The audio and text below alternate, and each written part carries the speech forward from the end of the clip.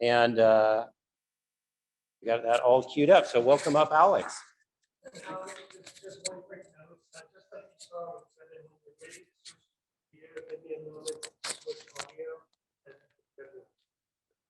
Sure. Okay. And then you can just do down arrow on there. This will. Yep. All right. You should. Well, good morning, everybody. My name is Alex. I am a co-founder of Corrio. Why am I in this business? We are a social purpose corporation, so it is a business. Is because I am formerly incarcerated. I didn't expect to find myself in that situation, as many people don't, but I did. I chose to drink and drive, and 2 people lost their lives as a result. And I stay with that every day. It never leaves me. While I've forgiven myself, I have not forgotten. During my elocution statement phase of my sentencing, I made a promise to myself, my family, and the community, as well as the victims and their families, to make a change, not just in my life, but in many different lives. And I did that through what has become Corrio. We are an asynchronous messaging service for people that are incarcerated. It is a very simple, easy to use service. It's the only one of its kind. We are now nationwide. We have been a bootstrap since the founding and the ideation of the service in 2012. It is actually ideated and first developed in beta and launched while I was still incarcerated. Upon release in 2015, I shut it down, went through kind of a depression cycle because getting out is harder than going in, to be honest with you. And in 2017, we commercialized it, launched it. We are now nationwide in 350 plus prisons and jails and nearly 2,000 users, which is just a dent in the total population that actually needs this service. So with that, I will just go right to the video that we call the explainer video. I haven't shown it before publicly, so it's new. And I'd like to know what you guys think, and then I'll just go through a quick presentation about the rest of what Corrio is. At Corrio, we know the options to communicate with your incarcerated loved one are very limited. In fact, Corrio was created in a prison visiting room. We've taken the firsthand experiences of our CEO and created a company committed to giving incarcerated people services that improve their lives today, on the inside, and their futures on the outside.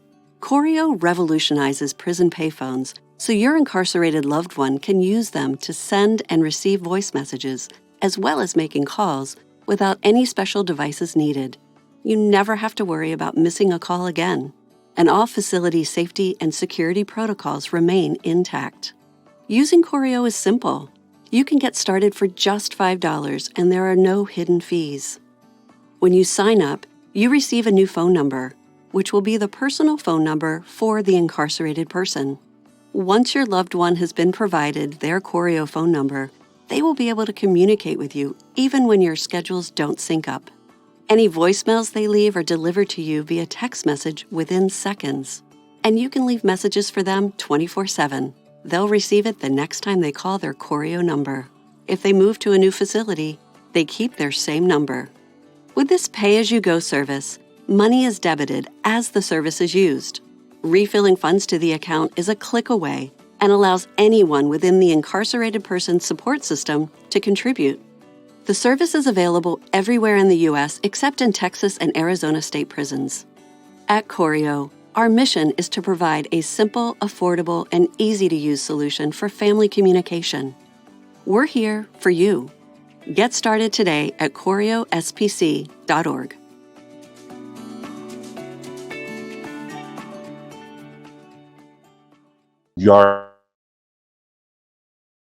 Again, we are an asynchronous messaging, voice and text messaging service. We use speech to text and text to speech technology to ensure that messages left for people on the inside from family and friends on the outside are heard, as opposed to read because it is all voice-based communication, as you saw. And those messages, if allowed to be returned, because it's outside driven, is people that are receiving those messages then can reply to the family or friend on the outside, and those individuals receive a notification on their smartphone. So, like I said, the original idea was ideated in 2011, developed and tested through 2012 to 2015, commercialized in 2017. And we were awarded a non-provisional utility patent in 2018, which was really exciting to achieve because we didn't think it was patentable, but turns out it was. So we're pretty proud of that fact. So yeah, we got off to a pretty good start. We focus on individuals, communities, and correctional institutions. We are actively looking for partnerships with correctional authorities from the feds all the way down to municipalities. That's a relatively new development for us. We built the service primarily for people that are incarcerated, which was, of course, from my point of view. And frankly, I just wanted to stay in touch with my family, the children in particular. We've had pretty amazing growth. This is the pandemic. We were caught by surprise, big time, and it turned into a tiger that we could barely hold on to. So it kind of pushed out our plans to fund the company. We are a bootstrap. We're very proud of that, but we are quickly reaching the point where it's time to look outside of that bubble and seek outside investment.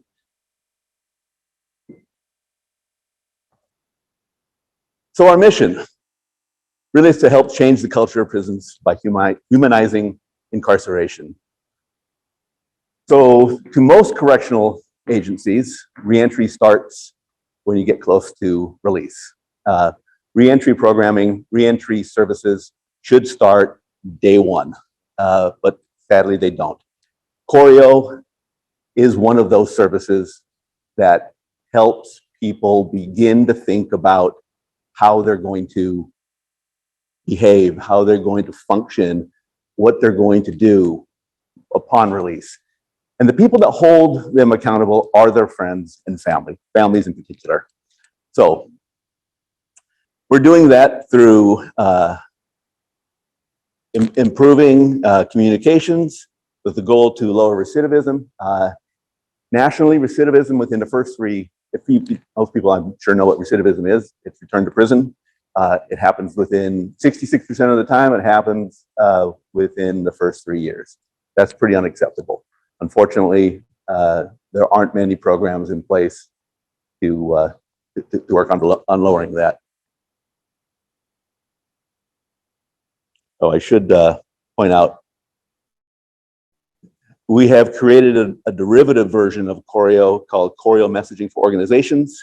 It is a first of its kind facilitation as a service. We can talk more about that later on one-to-one basis if you'd like. So how we work. We start with a unique phone number issued to the person on the inside. They just simply call that number like they would any other number, and people on the outside communicate to that number as well, as you saw in the video.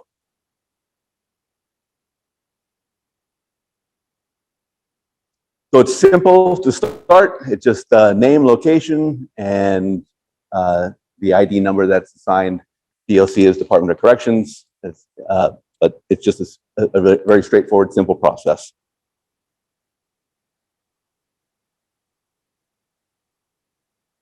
Correctional institutions and prison-based reentry programs. The Corrio helps set insiders up for success upon reentry through voice messaging, text messaging, and it's of course no cost to the state or any of the agencies that or stakeholders that are involved in the correctional process.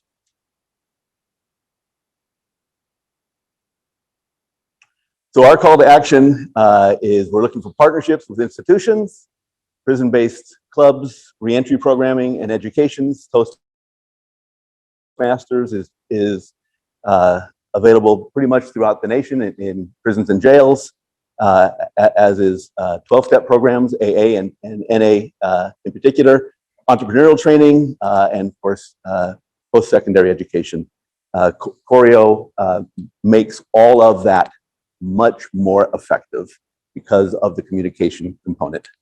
Believe it or not, if you are, and 98% of all crimes committed involve drugs and or alcohol at some level. So there are 12-step programs available in most prisons and jails.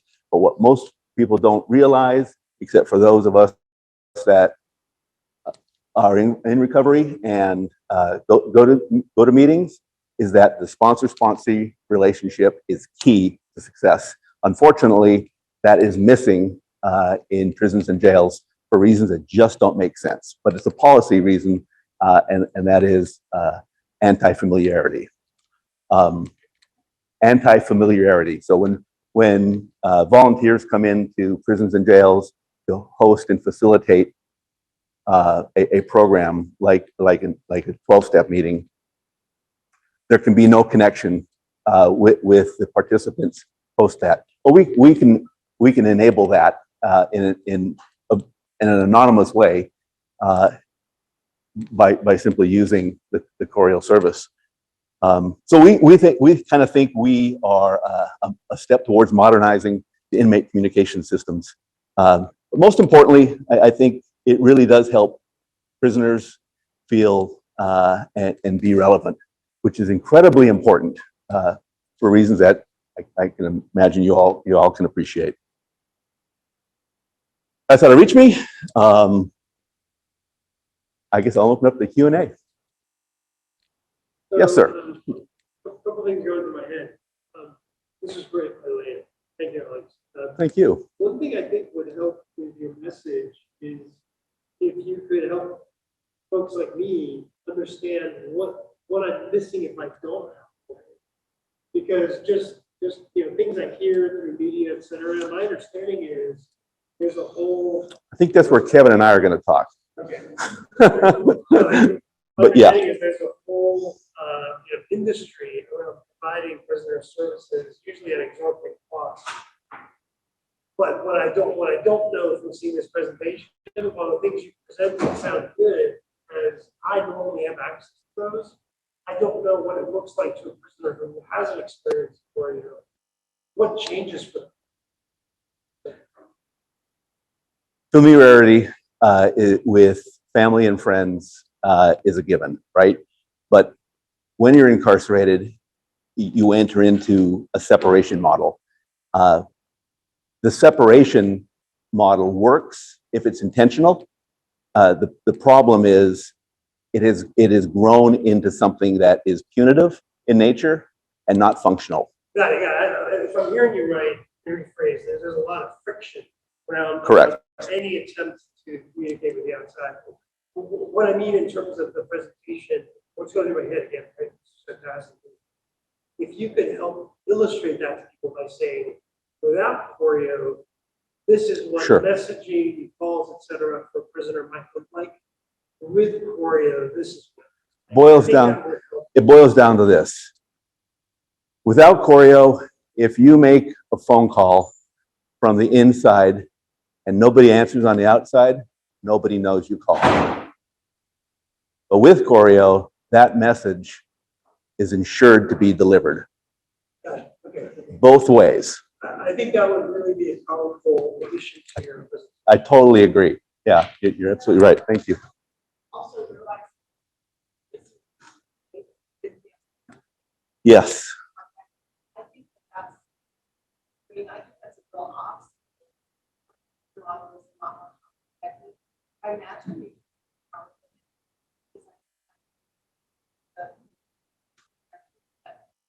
I think that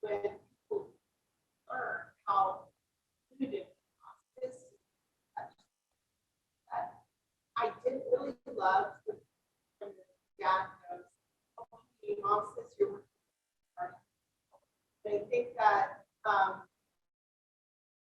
that is what really draws me in, because as you know, too well, I'm sure, dehumanized prisoners are.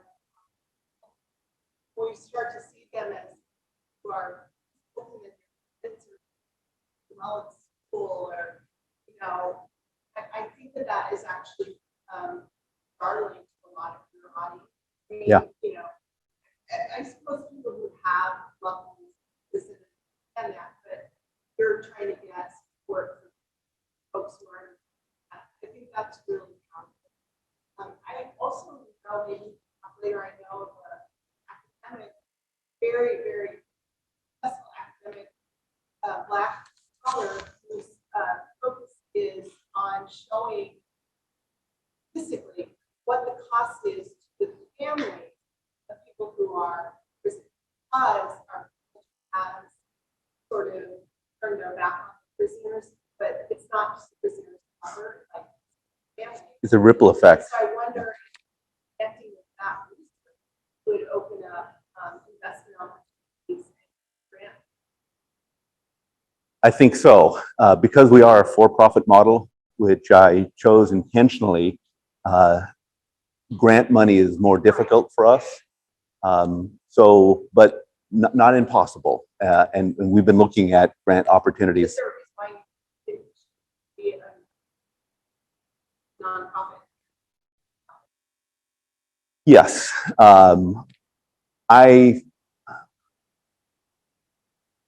I really lean towards entrepreneurial thinking. I've done that all my life. When I landed in prison, I had a very successful technology-based career, and it just stopped, and everything changed. But what didn't change was really the inner me, what actually drives me. And fundraising for nonprofits is a full-time, continuous effort. And I had a technology that I needed to develop. I had partners that were able to assist me in that area. And it became clear to me that that's the path that I needed to pursue. So that's why we are a for-profit to this day. And you're correct. You as you pointed out, it is a lucrative business for private equity, which it should not be. We are a service layer on top of existing dial tone, but for very lucrative monolithic contracts with states and counties, we are essentially unable to bring a service that is well, dial tone, for example. Everybody in here would be appalled at what dial tone costs for an incarcerated individual. On the outside, we expect to pay fractions of a penny for dial tone. On the inside, you're paying whole cents and whole dollars frequently. So with Corrio, we can enable an incarcerated individual and their family to exchange messages for less than $1, actually 50 to 65 cents, depending on how it's approached, back and forth. So we're pretty proud of that fact, and we're looking to reduce costs even further. Frankly, if there was a way for me to give this service away, I would. But unfortunately, there isn't at this point. And I think we're going to wrap up Q&A right now. However, you do have houses contacted, like the other center that we have 1 million. I encourage you to connect with them and follow up and have that discussion and dialogue. I think that's really helpful. So thank you very much. Thank you.